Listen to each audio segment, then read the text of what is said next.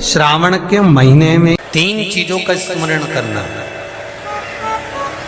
महादेव, भोला और हर हर महादेव। इन तीनों का उच्चारण कहां कहां पर करना चाहिए वो समझिए जरा। अभी तक जितनी भी आपने शिव पुराण सुनी होगी उसमें हमने ये वर्णन नहीं करा।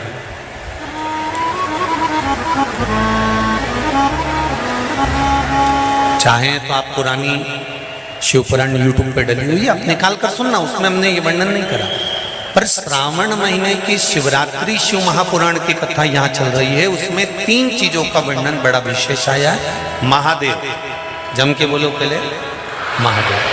दूसरा नंबर पर है भोला, जिसको कहते भोला शंकर। तीसरे नंबर पर है हर हर।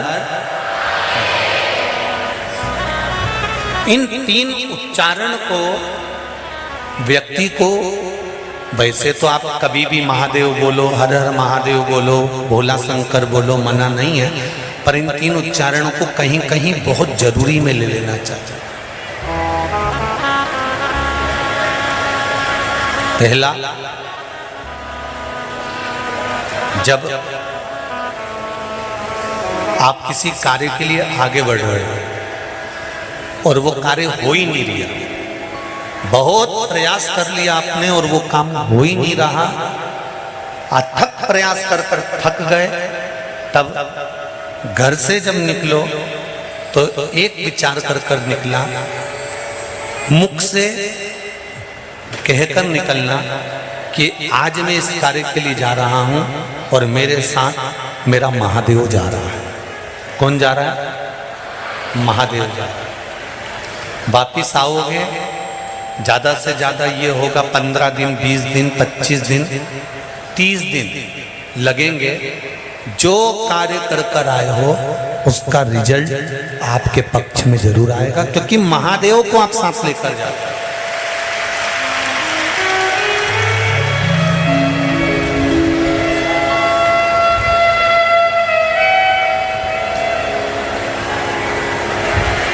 अगर हमने किसी की निंदा कर दी है, हमने किसी की निंदा श्रवण कर ली है, हमारे मुख से हमने अपशब्द कह दिया, हमारे मुख से हमने किसी को ताना दे दिया, हमारे मुख से हमने किसी को गाली दे दी, हमारे मुख से हमने किसी को आड़ा टेढ़ा बोल दिया, तो दिन भर में कम से कम 3 बार या तो गंगा जी का स्मरण कर लेना चाहिए, हर हर गंगे, या फिर नर्मदे कम से कम 3 बार, या तो गंगा जी का स्मरण कर लेना चाहिए, हर हर गंगे, या फिर नर्मदे हर, और अगर ये भी नहीं कर सकते तो हर हर महादेव। 3 बार मात्र स्मरण कर लेने से जीव के मस्तक का जो पाप है वो क्षीण होने लगता है। समाप्त। तीसरे नंबर पर है भोले शंकर।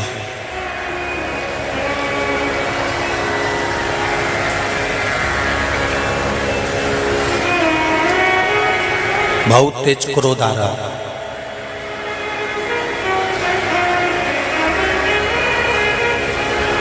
दो निर्णय पर आप बैठे हुए हो।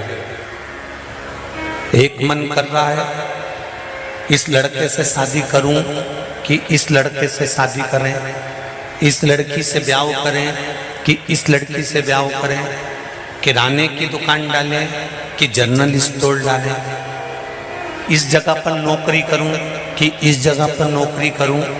उस समय पर जब 2 नाव सामने खड़ी है और एक नाव पर सवार होना है, उस समय पर एक बेलपत्र लेकर, भोले शंकर का नाम लेकर, एक बेलपत्र लेकर, भोले शंकर का नाम लेकर, बेलपत्र के पेड़ के नीचे ही रखकर निर्णय ले लिया करो, वो निर्णय तुम्हारा सफल होगा, कभी भी निष्फल नहीं। एक बेलपत्र का बल कितना प्रबल है, स्कंद पुराण भी कहती है कि बेलपत्र का एक पत्ता, मात्र केवल एक बेलपत्र का पत्ता हमारे जीवन में सुख प्रकट कर देता। कोई उपाय बताया कि तू ये कर ले, और उसने वो करा और उसका काम हो गया, और तुम वो उपाय 4 बार कर चुकी तो तुम्हारा काम नहीं हुआ।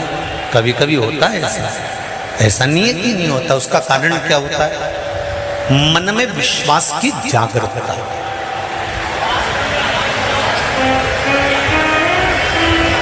मन में विश्वास की प्रबलता। जिसको आपने बताया उसने आपकी वाणी पर विश्वास कर लिया, और विश्वास करने के बाद उसने वो उपाय कर लिया। पर हो सकता है हम मंदिर जा रहे हों, हम देवालय जा रहे हों, हम नर्मदा जी के घाट जा रहे हों, हम प्रयागराज जा रहे हों, हम भगवान के मंदिर पहुंच रहे हों, उसके बाद भी हमारे भीतर इतना विश्वास जागृत नहीं हुआ।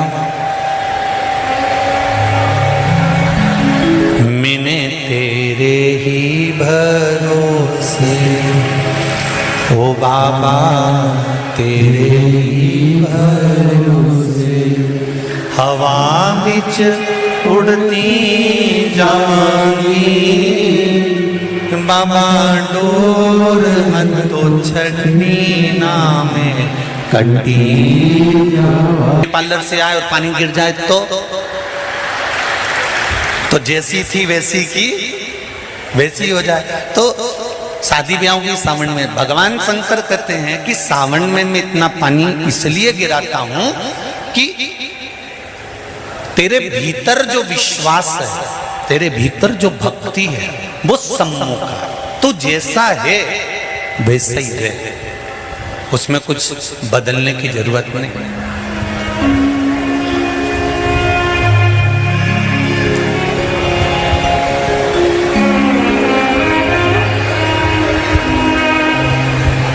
हम बहुत सारा चंदन लगा लें, माला वाला पहन लें,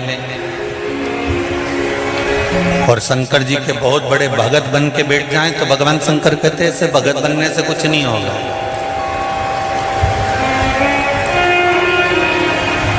शंकर भगवान की कथा कहती है,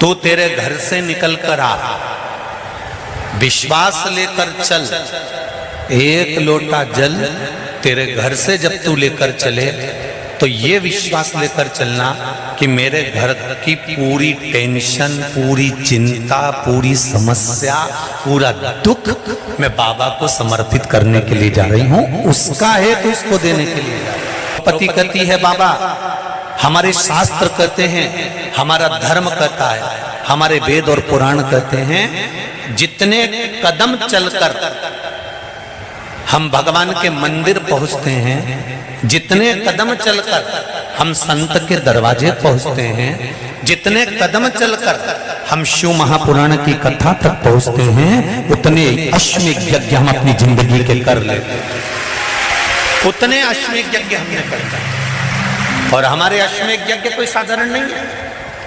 भोजन करने के लिए और मंदिर का घंटा बज गया।